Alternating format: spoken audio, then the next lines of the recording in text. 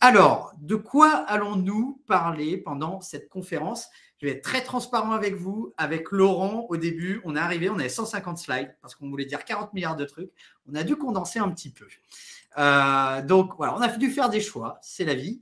On va vous faire un point sur juste les dernières grosses actus quand même à avoir en tête parce que c'est un peu bougé. Les impacts, les risques, les opportunités sur le SEO. Ensuite, Laurent va nous parler de prompt engineering plus. Ensuite, on va parler ensemble de comment on peut repousser les limites de GPT. Et ensuite, on se posera la question que tout le monde se pose, mais qu'allons-nous devenir face à l'intelligence artificielle? Grande question, hein, ça fait peur. Bon, on va commencer par déjà les actus. Bon, Laurent, on ne s'est pas ennuyé quand même sur ces derniers mois niveau actu intelligence Alors là, artificielle. ça va très très vite. Ouais. C'est une par semaine, voire trop 4 par jour. Voilà. La semaine dernière, on s'envoyait des messages à 1h du mat en mode « Ah, t'as vu ça, t'as vu ça ?» Enfin bref, la semaine dernière, c'était boum. Donc, pour vous aider à reprendre le fil sur ce qui se passe autour de l'intelligence artificielle, tout le monde a entendu parler de ChatGPT, ça, il n'y a pas de problème. Cependant, ce qu'il faut avoir en tête, c'est que Microsoft est en train d'intégrer ChatGPT dans Bing et dans Microsoft Edge. Hein, donc, c'est déjà disponible en mode bêta, etc. Je vous invite du coup à aller tester, mais quand ça sera lâché sur l'ensemble des internautes, ça fera un peu de bruit quand même. On ne va pas se mentir. Ensuite, Google a essayé de répondre face à ça, Google Bard, mais on va dire annonce produit un minimum raté. Bing prend des parts de marché sur le moteur de recherche en dépassant des nouveaux records. Bon, jusque-là, ça c'était un peu les grosses actus, mais ça va encore plus loin puisque Google a annoncé dans sa suite de logiciels type Google Doc, Google Sheet, Google Slide, mettre de l'IA générative et également proposer une API comme OpenAI, comme Microsoft Azure pour faire de la génération de contenu également. Donc Google s'y met, donc c'est quand même ça va être un gros tournant une fois que ce sera disponible de tous. Et en parallèle, Microsoft a annoncé Copilot qui permettra également d'avoir de l'IA générative dans toute la suite Microsoft, Word, PowerPoint, Teams, etc. Donc là, on est en train de dire quoi? Et ça, c'est un virage. On pensait que ChatGPT était un gros virage, mais là, ça va s'accélérer puisqu'on est en train de dire que tous les utilisateurs qui utilisent un éditeur de texte ou des slides vont utiliser de l'IA très prochainement. Donc, c'est quand même un point important à avoir en tête dans le changement des usages à ce niveau-là. En parallèle, point important, ça vaut le coup de le répéter, Google a officialisé sa position sur les contenus IA. Okay, le point important à avoir en tête, au final, ils disent, voilà, votre contenu, s'il est de qualité, que ce soit généré par l'IA ou pas par l'IA, ce qui compte, c'est la qualité. Pour vraiment vous la faire courte. Et donc, en mode Google, on accepte l'IA, ça permet de booster la créativité, potentiellement la qualité des contenus, donc on accepte. Par contre, si vous faites des contenus spammy de qualité médiocre avec l'IA, là, ça va barder. Donc là, on est en train de dire quoi? On est en train de dire que faire un contenu de qualité, que ce soit par un humain ou que ce soit par l'IA, le résultat est le même d'un point de vue SEO. En tout cas, c'est ce qui est annoncé. Et à la fin, on est en train de dire quoi aussi? Oui, un humain, il peut faire un contenu médiocre. L'IA peut faire un contenu médiocre et l'humain et l'IA peuvent faire un contenu de qualité. Donc voilà, il faut l'avoir en tête. Ensuite, voilà, pour continuer les petites actus, GPT-4 est sorti. Ça, Laurent, tu en parleras plus derrière. Notamment, ça permet de dialoguer, enfin d'interpréter des images. Et il y a un autre point important à avoir en tête, je pense, parce qu'on parle beaucoup de GPT autour du texte, mais en parallèle, il y a un autre disrupt qui est assez exceptionnel, c'est l'IA pour générer des images, notamment Midjourney qui vient de lancer sa version 5 la semaine dernière, et en parallèle sont en train d'arriver également des IA pour la musique, pour la vidéo, etc. Donc l'IA générative arrive à tous les niveaux. Donc ça, c'était pour, je dirais, se mettre dans le bain de ce qui se passe. Là, tout ce que je vous ai montré, je pense, a priori, c'est sur les 2-3 derniers mois. Donc ça bouge et donc on peut se poser la question des impacts et des opportunités d'un point de vue SEO et content marketing. Je pense que toi, Laurent, sur Twitter, sur LinkedIn, tu dois avoir passé pas mal de choses d'ailleurs sur ces fameux sujets autour de impact opportunité lié à l'IA. Pas mal de Oui, gens qui se posent ouais. des questions, non? Oui, clairement, en fait, c'est vraiment le sujet du moment. C'est de savoir, où est-ce qu'on va et où est-ce qu'on va aller aussi pour le SEO. Mm. Donc justement, moi je voulais vous rappeler deux chiffres, enfin deux points clés. Cette étude du Search Engine Journal, où on comprend ce qui permet de mesurer les investissements des efforts SEO sur 2022, d'accord, des entreprises. On voit quoi? En gros, on voit que les trois tactiques où les entreprises ont investi le plus d'efforts, c'est le on-page et le content marketing. Hein, ça, c'est les deux plus grosses dans le top 3. Et en fait, elles sont liées à du contenu. C'est pour ça que c'est important de se poser la question, forcément, l'IA générative, quel impact va-t-elle avoir sur le SEO, puisque le contenu est au cœur des tactiques où on met le plus d'efforts. Donc ça, c'est un point important à avoir en tête. Deuxième point à avoir en tête, je trouve, étude de BrightEdge qui nous annonce qu'en 2022, 10% des entreprises utilisaient l'IA pour la stratégie SEO. En 2023, ça sera 58% d'utilisation d'IA pour le SEO. Donc quand même, on va dire, un sacré virage. Et donc, c'est important de l'avoir en tête puisque on a intérêt, bien entendu, à tous, je dirais, participer à ce virage. Et donc, justement, Laurent, toi, tu as identifié justement des risques et des opportunités face à l'IA. Oui, complètement. Ben, en fait, le risque, c'est qu'on va avoir de la prolifération en fait, de contenus qui vont avoir des contenus faux. Il faut rappeler que GPT-4 ou ChatGPT n'est pas connecté directement sur Internet pour l'instant. C'est possible de le faire. La quantité de contenu va être de plus faible qualité parce que comme ça va être accessible à tous, tout le monde va marquer juste un mot-clé, va cliquer sur le bouton. ChatGPT va sortir un contenu, on va le prendre, on va le copier, on va pas vérifier ce qu'il y a dedans. Et en fait, le contenu, en réalité, peut-être qu'il est complètement à côté de la plaque et il n'est pas optimisé SEO. Il va y avoir une grosse modification en fait des usages du search. Alors aujourd'hui, on parle de Google, mais peut-être que demain, ce sera plus du tout en fait la porte d'entrée pour aller chercher du contenu. Pourquoi est-ce que je vais aller sur Google, avoir 10 liens avec 10 sites à aller visiter sur lesquels en fait je vais pas trouver l'information. Là où je peux demander directement à l'assistant, donc tu as parlé tout à l'heure de Google Bard ou de Bing Chat, qui vont me donner directement l'information. Donc il y a certains sites qui ont du contenu qui sera même plus indexé en fait.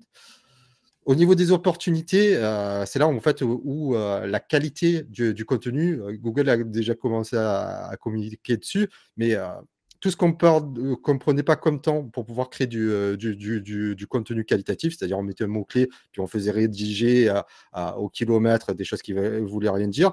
Là, on va pouvoir plus se pencher sur la qualité du contenu en ciblant en fait le SEO, mais aussi en fait l'intention de l'utilisateur, tout ce qui va être marketing.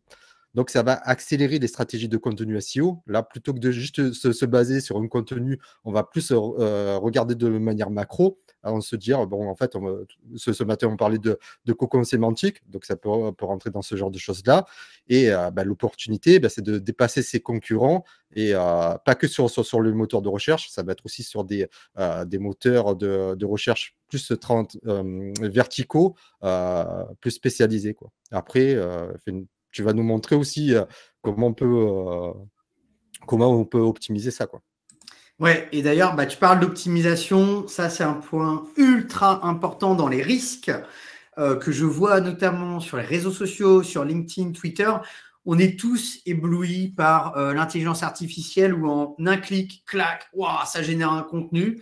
Mais potentiellement, on a tendance à oublier un point qui est ultra important. Donc ça, vraiment, j'insiste sur ce point. C'est pas parce qu'on peut générer des contenus automatiquement que ces contenus sont optimisés d'un point de vue SEO.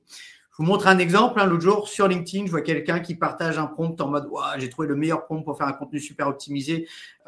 J'ai utilisé ce prompt. Je l'ai mis pour créer un contenu là sur la spiruline. Je l'ai mis dans SMJ, content score de 30 sur 100, d'accord, donc, le content score, c'est le score d'optimisation SEO du contenu qui va jusqu'à 100. Et là, 30 sur 100, 0.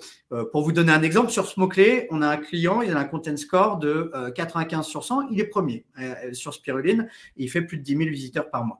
Donc, pensez, au-delà de l'automatisation, pensez également optimisation SEO, c'est très, très, très, très important. D'accord ? Pas parce que votre contenu il est automatisé qu'il est de bonne qualité.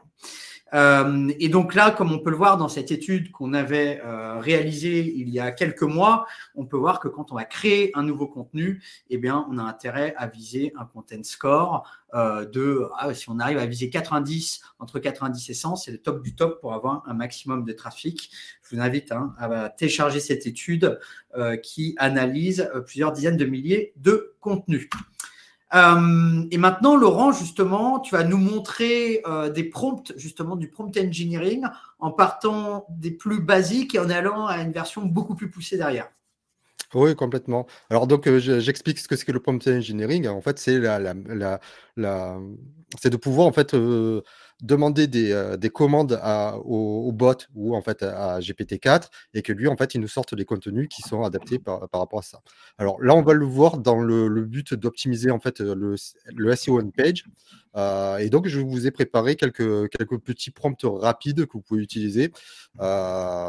Vous allez en trouver des milliers sur le web, mais ceux-là sont un petit peu plus orientés. Alors, par exemple, de ce qu'on peut faire, c'est qu'on peut lui demander de créer un plan de site. Donc, moi, ce que je lui dis, c'est fais un plan de site avec une arborescence détaillée pour un site qui vend. Puis après, donc, du coup, vous mettez votre requête. Là, je suis parti sur les voitures électriques. Ce matin, on en a parlé, donc du coup, c'est très bien. Et je lui demande en fait de viser deux angles. Donc, mise en avant de l'écologie et la vente de voitures électriques. Comme ça, en fait, ça me permet d'avoir des contenus qui vont être un petit peu plus diversifiés.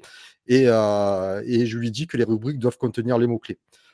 Si vous devez faire un cocon sémantique, ben, c'est peut-être aussi cette étape-là que vous allez faire pour pouvoir créer votre sitemap.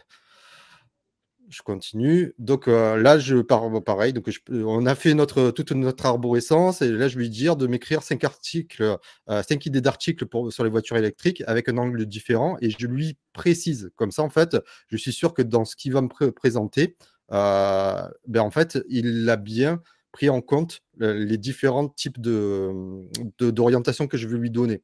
Et là, par rapport à celui qui juste tape le mot-clé, qui appuie sur le bouton pour que ChatGPT lui génère un contenu, on a quelque chose qui est un petit peu plus orienté. Attention, ce n'est pas de l'optimisation SEO. C'est par rapport à la thématique de trouver des idées qui sont en rapport avec votre mot-clé principal. Mais après, l'optimisation se fait beaucoup plus tard.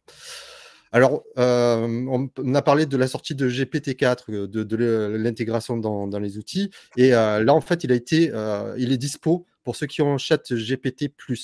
Alors, ce que ça va changer, en fait, par rapport à ce qu'il y avait avant, c'est que les raisonnements vont être beaucoup plus avancés. Avant, en fait, on lui mettait un problème. Est-ce qu'un œuf de cheval est plus gros qu'un œuf de poule? Et là, il n'était pas capable de nous dire que l'œuf de cheval, ça n'existait pas. Maintenant, en fait, il peut le faire. Il peut suivre des instructions complètes. Et ça, c'est ça que je vais vous montrer après. C'est qu'on peut vraiment chaîner des prompts beaucoup plus complexes. Et il a beaucoup plus de créativité. Et là, donc j'ai marqué, vous voyez un perroquet stochastique parce qu'en fait, il y a eu une intervention en fait du ministre du numérique qui parlait de perroquet stochastique et peut-être que c'était vrai au moment où ils ont lancé GPT-3 ou GPT-2 où ils recrachaient en fait du contenu tel quel. Là, en fait, tout ce que vous allez lui dire, il va le prendre en contexte et il va créer du contenu par rapport à ça. Il y a un vrai raisonnement qui se fait derrière. Je ne pourrais pas vous dire de comment ils font ça, mais ça marche très bien. Une des problématiques qu'il y a en fait avec ChatGPT, c'est qu'en fait, il est pas connecté à Internet. Ça, je le répète, et je pense que Nico il va le répéter. C'est que si vous lui demandez de vous donner une analyse de mots-clés à partir de telle URL, il va pas pouvoir vous la donner. Par contre, pour pouvoir essayez de contourner ça. Vous avez un petit plugin que vous pouvez installer sur Chrome qui s'appelle WebChat GPT et qui va vous permettre en fait de mettre votre expression. Lui, ce qu'il va récupérer, c'est pas les pages, le contenu des pages des résultats. Il va vous montrer les résultats de Google et à partir de ça, vous allez voir les petits résumés. Et ça, par contre, ça nous permet de faire deux choses, de pouvoir mieux contextualiser notre mot-clé parce qu'on a une vraie recherche, de mettre des sources et ça permet de réduire l'hallucination. Alors, je vais expliquer ce que c'est que l'hallucination. C'est lorsqu'en fait, on donne un mot-clé, on donne une information et qu'à partir de ça, en fait, C'est le propre de l'humain, c'est d'inventer en fait par rapport à cette information des choses qui sont autour et des choses qui peuvent ne pas être vraies. Si je vous dis bah, la Terre est plate voilà, c'est parce qu'en fait, pour une raison quelconque, et du coup en fait vous allez partir sur cette information et ce que vous allez créer comme contenu en fait il est faux. Donc plus vous allez donner de contexte à ChatGPT ou GPT 4 directement, et mieux en fait il va se créer du contenu qui va être pertinent. Alors, ce que j'aime bien moi en fait avec cet outil, c'est que vous pouvez créer vos prompts personnalisés, c'est-à-dire que lui il va faire la recherche et derrière en fait vous pouvez lui demander de faire quelque chose, style par exemple de créer un tableau avec des mots-clés. Je vais vous montrer ça après. Par contre, ça utilisez-le qu'une fois parce que sinon il va vous recréer à chaque fois les résultats de Google et du coup vous allez à chaque fois perdre votre contexte. Voilà. Je suis parti sur un petit délire, c'est que donc AI a racheté AI.com pour 10 millions et je me suis dit: «Tiens, moi, je vais acheter un petit AI et je vais créer un projet». Qu'est-ce que je vais pouvoir créer comme projet? Donc j'ai pu réserver en fait, AI.bzh et je me suis dit: «Tiens, est-ce que je ferais pas un chat GPT breton?» Parce qu'en fait, on sait que GPT, 3 ou 4, le ChatGPT est très doué en fait pour les langues. C'est-à-dire on peut traduire dans n'importe quelle langue, lui parler dans une langue et en fait lui demander de répondre dans une autre. Mais est-ce qu'il sait parler le breton? Alors là, en fait, ce que je lui ai demandé, c'est de créer un site à partir de ça et d'avoir une stratégie de mots-clés. Donc, qui sont sémantiques. Je répète, stratégie de mots-clés sémantiques, pas SEO. Quelle est la problématique qu'on pourrait résoudre avec ce site? Donc, c'est expliquer les biais de l'intelligence artificielle et traduire du contenu breton en français parce qu'en fait, il n'y a pas de traduction directe avec Google Translate. Alors, un autre truc qu'on ne sait pas, c'est que on peut forcer ChatGPT à suivre des étapes guidées. C'est-à-dire que jusqu'à présent, en fait, on voit juste des petits prompts. Donc, on lui donne un prompt, il nous répond, et après, en fait, on rajoute des choses. Mais moi, ce que j'ai fait, je vais vous partager donc mon prompt, et on voit que c'est pas un petit prompt. Dans ChatGPT, ceux qui ont accès à l'API, donc vous n'êtes pas dev, il y a une petite fonctionnalité qu'ils ont rajoutée, c'est de pouvoir dire en fait de lui donner une information système. Et là, moi, systématiquement, je lui dis en fait, bah, tu vas être un assistant d'optimisation de contenu pour le SEO. Après, ça va être par rapport à votre thématique. Et après, je lui dis, voici les règles que tu dois suivre. Et là, en fait, je vais lui dire dès le départ qu'il n'a pas le droit de prendre position sur ce qu'on lui demande, pas de jugement de valeur, comme ça je suis sûr que il me fasse pas trop de blabla. Et là en fait je lui dicte en fait les 4 étapes, enfin les étapes que je veux qu'il suive. Donc là je vais lui dire de suivre les étapes introduction, là, voilà, on les voit ici. Création de personnes experts sur le sujet, je vais revenir, analyse de mots-clés sémantiques, et puis après la création de tableaux récapitulatifs. Donc sur chaque bloc, je vais lui donner un nom d'étape. Je vais lui demander donc la première, de m'analyser un sujet, puis après en fait de me poser une question, c'est juste pour clarifier. Et après en fait la dernière phrase que vous allez mettre, bah, c'est pour qu'il passe à l'étape d'après. Je continue et on va aller. Et ça, donc le dernier paragraphe, je vais lui dire, c'est le prompt en fait que je veux qu'il me demande. Comme ça en fait, si j'ai comment dire, je dois faire par exemple une interview pour un journaliste, le journaliste il va poser peut-être un certain nombre de questions dans un certain ordre, et là en fait je le force à le faire. Donc là il me dit bonjour. Ce qui est super intéressant d'ailleurs, hein, j'insiste, hein, c'est que là vous voyez Laurent, il est en train de transformer ChatGPT en un assistant, mais en lui donnant, en le cadrant avec des étapes, et ça c'est quand même voilà, c'est une astuce à bien avoir en tête, hein. Exactement. Donc là, je lui dis donc quel est le mot-clé à analyser. Donc là, je lui donne mon projet. Je lui dis donc 2 choses que je veux faire, donc traduction breton-français, et que je veux qu'il me parle des biais de l'intelligence artificielle. Pour pouvoir faire ça, plutôt que de le laisser travailler tout seul, aller chercher des informations, je lui ai demandé en fait de me générer des experts dans le domaine. Comme ça, lui, en fait, il va essayer de rapprocher mes 2 sujets que moi, en fait, je n'aurais pas eu le temps en fait, de faire humainement, d'aller chercher les informations. Et il va me créer des personas. Par exemple, la chercheuse en intelligence artificielle, experte en breton. Là, en fait, lui, c'est traducteur professionnel français, breton-français. Et là, un développeur qui s'inquiète en fait, des biais que pourrait avoir l'intelligence artificielle. Une fois que j'ai créé en fait mes personnages, je vais leur donner, leur demander en fait leur avis. Et ça, en fait, pour moi, ça peut me servir pour pouvoir orienter un contenu. Donc là, du coup, je lui dis d'expliquer les biais. Et là, en fait, c'est ce qu'il me fait. Il me fait donc un petit contenu en reprenant donc les éléments que je lui ai demandé avant pour pouvoir orienter le contenu. Mais j'aurais pu lui demander, en fait, tu vas m'écrire un contenu avec tel expert et je veux que la cible, bah, ce soit soit en fait des chercheurs en intelligence artificielle, soit des gens qui veulent traduire le breton. Donc après, en fait, je passe à l'autre étape qui est, en fait, je veux faire une analyse sémantique de mots-clés, liée donc à ce que je lui ai dit, avant. Alors avant, j'aurais pu lui donner aussi une liste de mots-clés pour pouvoir, mieux orienter. Là, je suis parti juste sur, bah, tu prends par rapport à mes personas ce qu'ils ont dit et là, en fait, il m'analyse et puis il me dit: «Tiens, en fait, les points principaux qu'il y a dans le texte, c'est la traduction» et il va me mettre tous les mots-clés, qui sont en rapport à ça. Parce que même Google, il fonctionne en entité et relation avec d'autres mots. Et c'est cette arborescence en fait que moi j'essaie de récupérer pour que tout ce que je vais écrire, ben, en fait, il soit bien orienté. Et après, à partir de ça, je peux lui demander de me générer en fait un tableau sur lequel je vais avoir mes entités et mes mots-clés secondaires qui peuvent me servir aussi d'encre et je peux lui demander si en fait j'ai, au préalable mis mon sitemap, de lui dire de mailler vers enfin, quelle est la page qui doit être maillée et quelles sont les idées d'articles que je peux, créer à partir de ça. Voilà. Et donc là, ça t'aide à imaginer ta stratégie de contenu à partir d'une idée produit qui est le traducteur breton.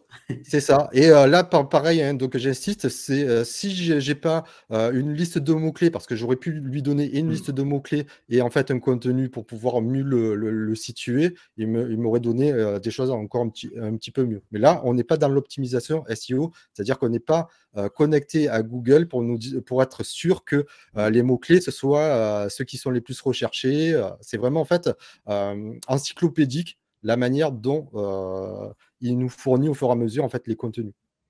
Oui, et puis c'est un outil formidable du coup pour se poser les bonnes questions, avoir des nouvelles idées. Et après, j'imagine tout l'enjeu, c'est de coupler avec idéalement des données SEO en parallèle, quoi. Ouais, donc bah, du coup, en fait, bah, ça c'était la démo que je viens de faire.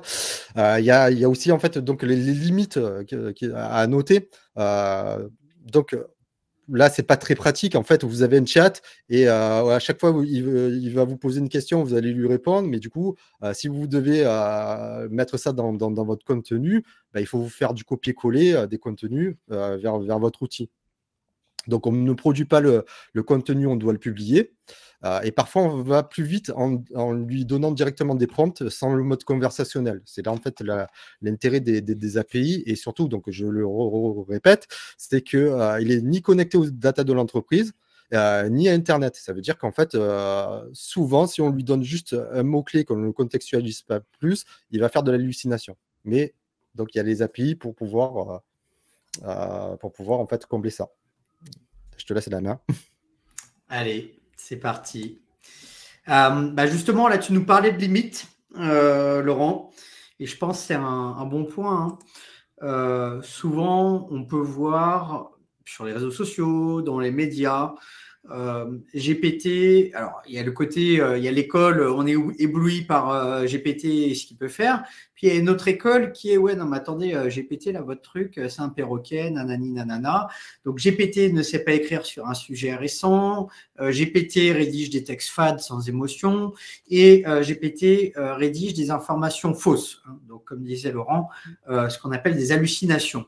Donc, c'est vrai que ces trois limites, de base, on va voir qu'on peut les repousser. d'accord, ces limites, tout simplement en injectant la bonne donnée au bon endroit, au bon moment. Même si j'insiste quand même, la partie hallucination, c'est peut-être celle qui est le plus difficile, je pense, à maîtriser. Avant de rentrer, je dirais, dans du concret à ce niveau-là, je pense que c'est pas mal de prendre de la hauteur parce que, en fait, ChatGPT a été connu principalement du mass market il y a 3 mois, même si les technos datent depuis bien plus longtemps. Tout le monde a déjà un avis tranché un petit peu sur oui, non, c'est nul, c'est génial ou pas.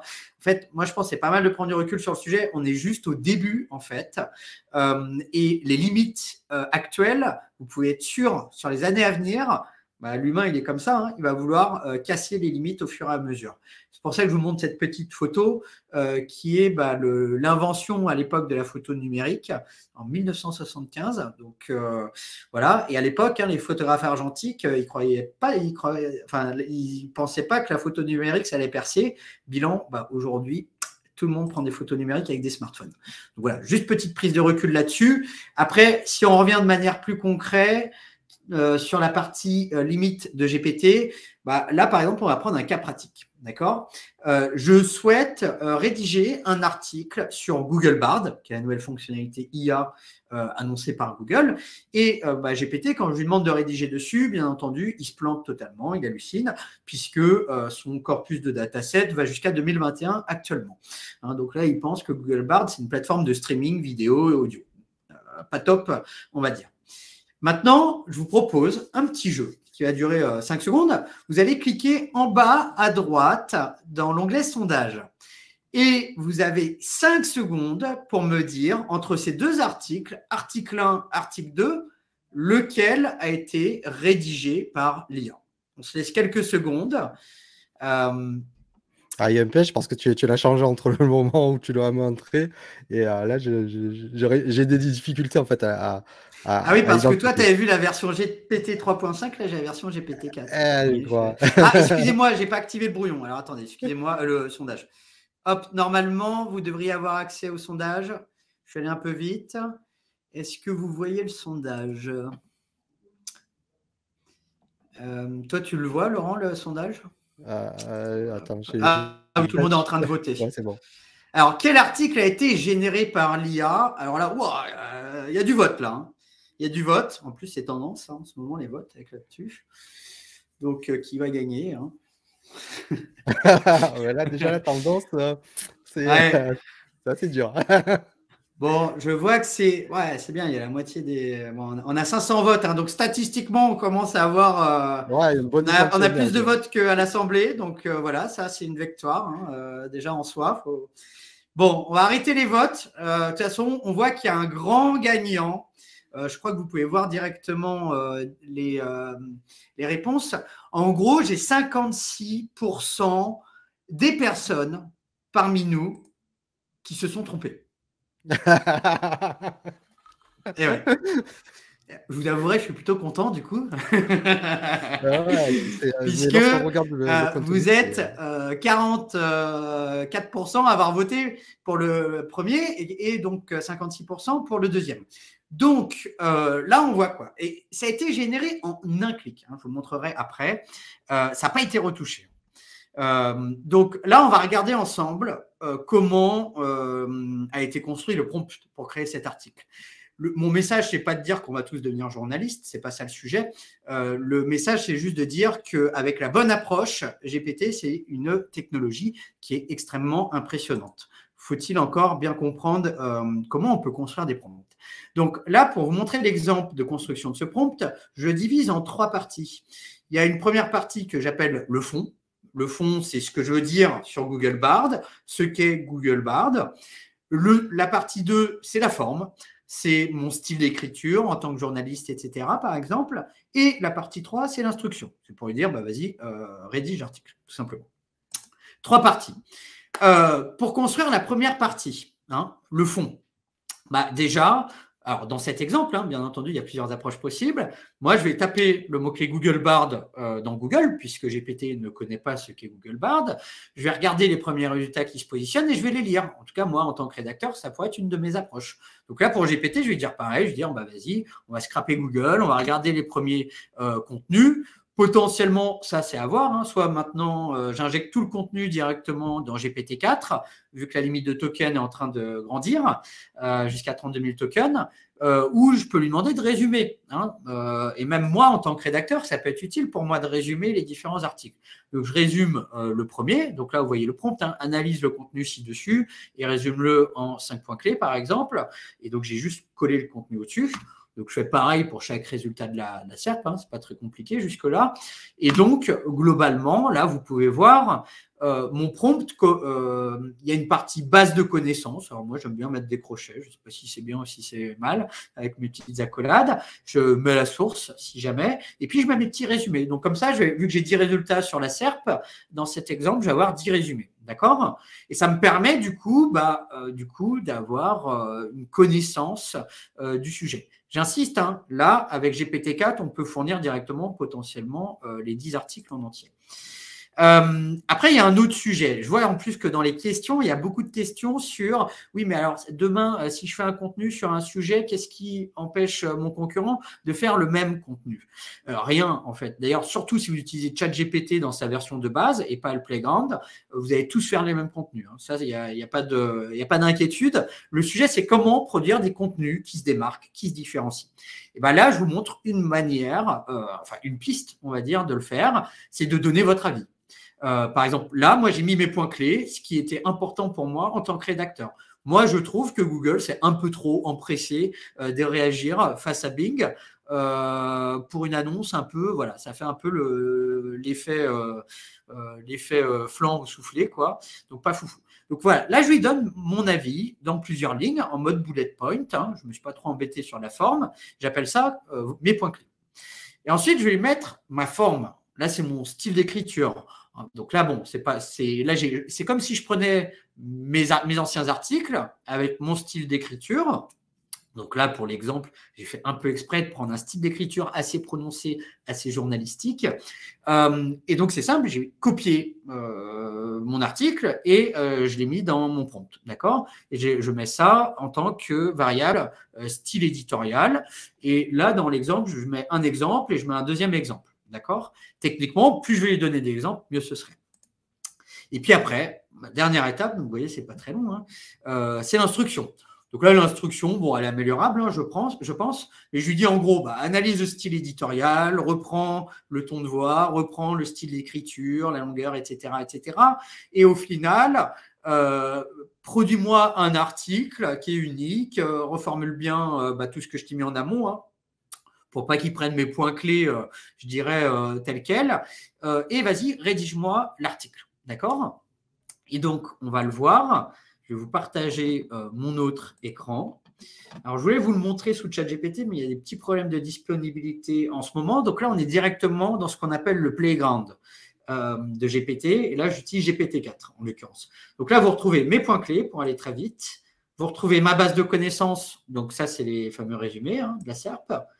Vous retrouvez mes deux exemples de styles éditoriaux. J'en ai mis un ici et un ici. Alors, vous remarquerez que j'utilise ce qu'on appelle le format Markdown, qui permet du coup de produire un contenu qui a déjà un formatage. Et là, j'ai mon instruction. Et donc, si je clique sur Submit, clac, en théorie, voilà.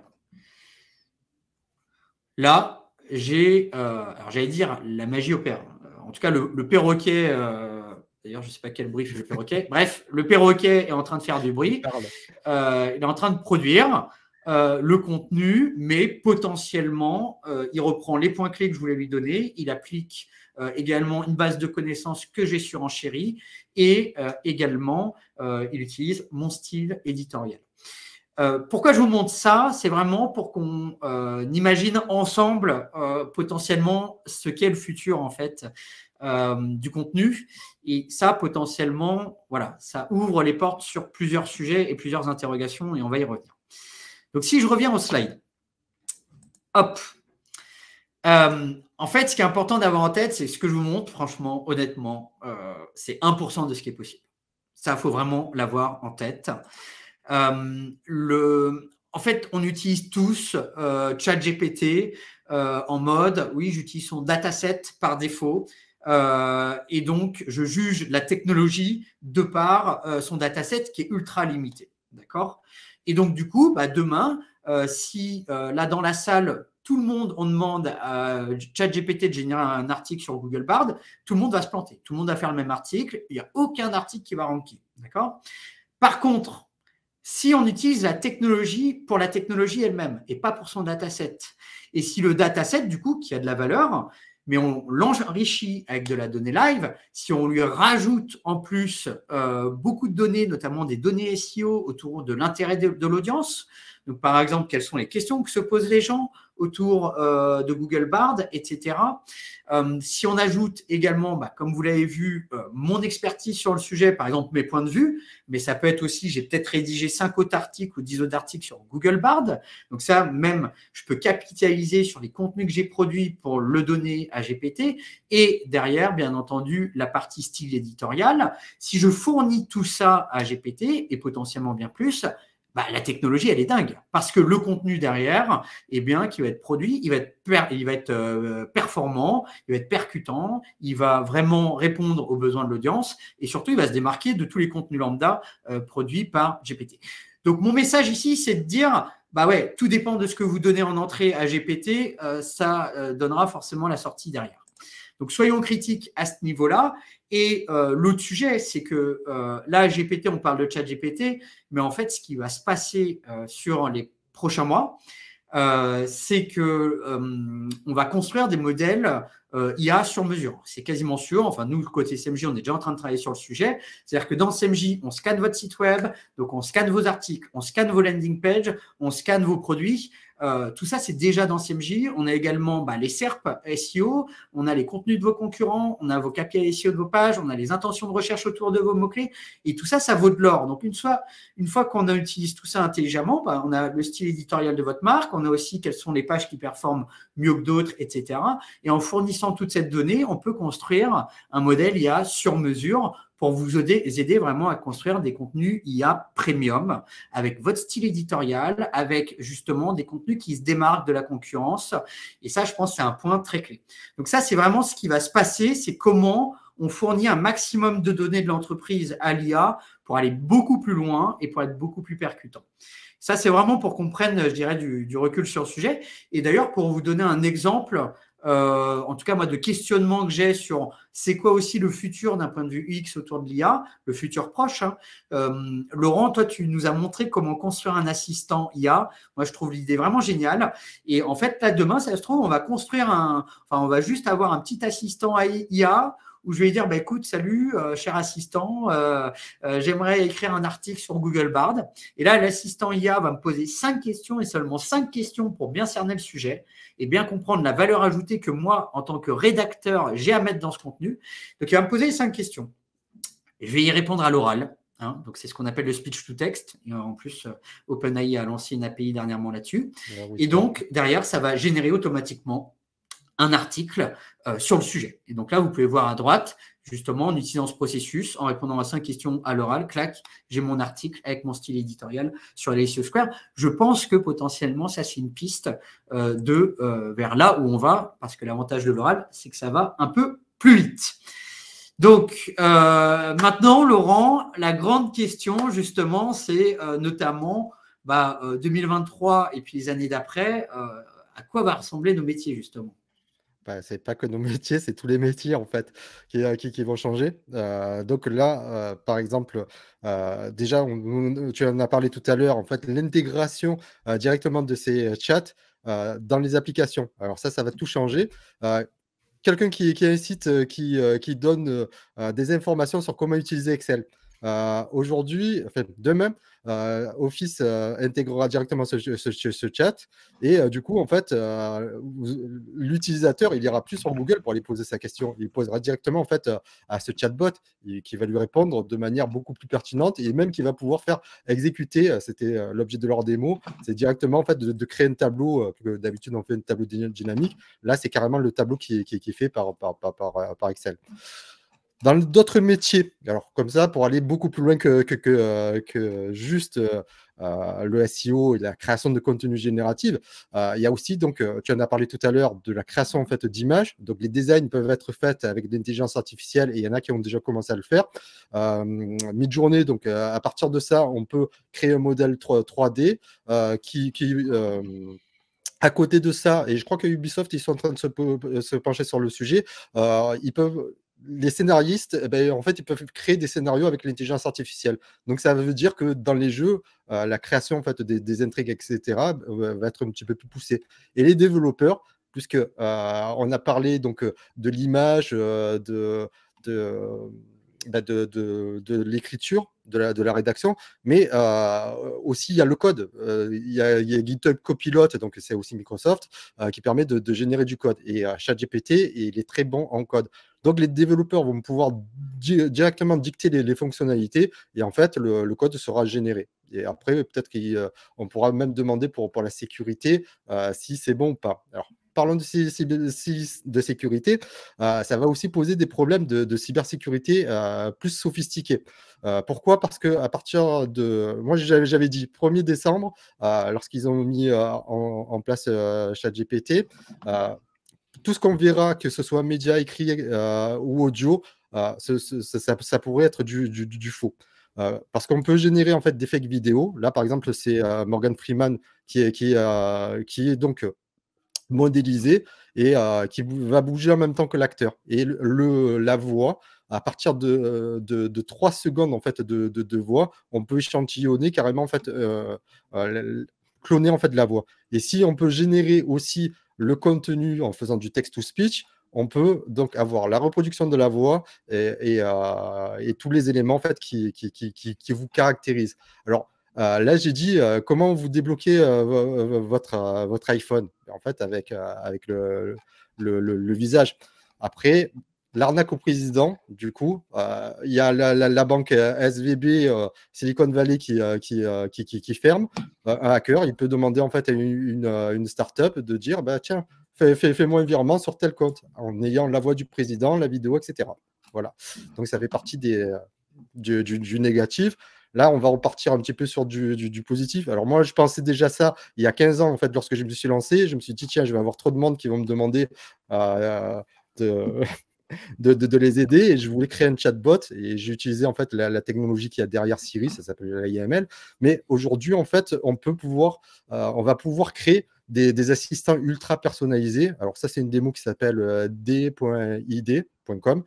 Il permet donc de créer un avatar, et ça en fait du coup avec une Midjourney vous faites un visage. Ils sont dotés de paroles et ils peuvent donner en fait des conseils sur la diététique ou n'importe quoi. Qu'est-ce qui manque aujourd'hui en fait sur les sites internet? Vous arrivez, vous dites il y a plein de contenu et il n'y a pas d'interaction. Là ça peut, le mieux, ce serait d'avoir un humain. Mais là, ça permet en fait d'avoir des interactions. C'est connecté aux données de l'entreprise. Donc, même en respectant la RGPD, quelqu'un qui est connecté, on va pouvoir lui demander où est-ce qu'elle a mis ma commande, etc. Et puis donc, du coup, d'avoir un SAV un petit peu plus efficace. Les avancées aussi dans la santé. Alors, l'imagerie, donc dans la démo qu'ils avaient fait de GPT-4, on pouvait prendre une photo et en fait, ça nous mettait textuellement ce qu'on voyait sur la photo. Donc, il y a une startup, je ne me rappelle plus comment elle s'appelle, on la mettra, qui s'en sert en fait pour les déficiences visuelles. Ils vont pouvoir prendre une photo et en fait, d'avoir un assistant vocal qui va leur dire, en fait, vous pouvez traverser ou pas. Ça sert aussi pour la détection en fait, de tout ce qui sont les maladies, en tout cas du cancer. Là, en fait, c'est un tweet que j'ai récupéré hier ou avant-hier. 85% en fait, de diagnostics cancer qui ont été détectés par la machine, avant, donc dans des stades préliminaires. Donc, ça va donner des diagnostics plus précis et peut-être qu'on va trouver une solution pour ralentir le vieillissement pour notre retraite à 64 ans. Et ouais, très important. Et d'ailleurs, si, pour conclure, hein, si on refocalise notamment sur les métiers, notamment ceux du contenu, hein, que ce soit le contenu texte, le contenu visuel, le contenu audio, vidéo, etc., je pense que c'est assez intéressant quand même de se poser la question de le avant et le après de l'IA générative. Bon, bah, clairement, avant, l'humain imaginait son contenu, hein, par exemple son affiche graphique ou son texte, et puis il le réalisait. Là, avec l'IA générative, il se peut qu'il y ait un déplacement de valeur où l'humain va participer clairement activement à imaginer le fond du contenu. Il va par contre utiliser l'IA pour booster son idéation. Par contre, la réalisation elle-même du contenu, il se peut que 80% voire plus ce soit l'IA. Hein, et donc que la forme du contenu, l'IA, soit quasiment autonome. Donc voilà, on peut imaginer des déplacements de valeur à ce niveau-là. C'est à voir, c'est à creuser. Moi, je suis super intéressé d'avoir vos retours sur ce sujet-là. Et je vois énormément de questions là dans le chat, dans l'onglet questions, sur oui, mais alors, est-ce que je peux utiliser l'IA pour produire du contenu, etc. Alors moi, je vais vous faire une réponse un peu à la SEO, hein, c'est le ça dépend. Le ça dépend, c'est-à-dire si demain vous faites un contenu avec ChatGPT de base, avec un prompt de base, avec ChatGPT de base, et que vous avez sur un mot-clé où vous avez 40 000 concurrents, votre contenu, je pense, il ne va pas se positionner sur le long terme sur le sujet. Par contre, si vous utilisez GPT en mode ultra maxi avancé avec du prompt bien poussé ou de l'humain derrière bien poussé, hein, ou les deux, là, vous avez toutes vos chances, en effet. Et c'est ça qui est important à avoir en tête, c'est que la barrière à l'entrée du contenu, là, elle vient de sauter, entre guillemets. Hein. Avant, pour se dire, tiens, je vais faire un article de blog, bon, on ne se levait pas le matin en se disant, ah tiens, vas-y, je vais faire un article de blog, ça va me prendre la journée. Non, c'était un investissement. Là, maintenant, en un clic, on peut faire un contenu. Donc, du coup, il va y avoir 1000 fois plus de contenu sur le web. Qu'est-ce que ça veut dire? Ça veut dire que déjà avant, vous aviez seulement 9% des pages web qui captaient du trafic SEO. Donc là, maintenant qu'il y a l'IA générative, on peut être sûr, hein, c'est même pas 1% des pages, hein, même pas. Hein. Je pense que si c'est 0,01% des pages, ça sera déjà le bout du monde. Qu'est-ce que ça veut dire? C'est-à-dire que votre contenu devra être ce 0,01% de pages qui captent du trafic SEO. Pour capter du trafic SEO, ça a toujours été la même recette sur le pilier du content, c'est faire un contenu ultra qualitatif qui se démarque et qui répond aux besoins de votre audience. Donc, misez à fond sur la qualité de votre contenu et l'IA, clairement, peut vous aider, mais n'oubliez pas la qualité. Donc, voilà en gros pour cette partie-là. Moi, si je devais conclure, c'est que là, on assiste à une période qui est assez phénoménale avec des gros virages autour de l'IA et je peux que vous inviter à être en veille sur le sujet. Ça bouge très, très vite.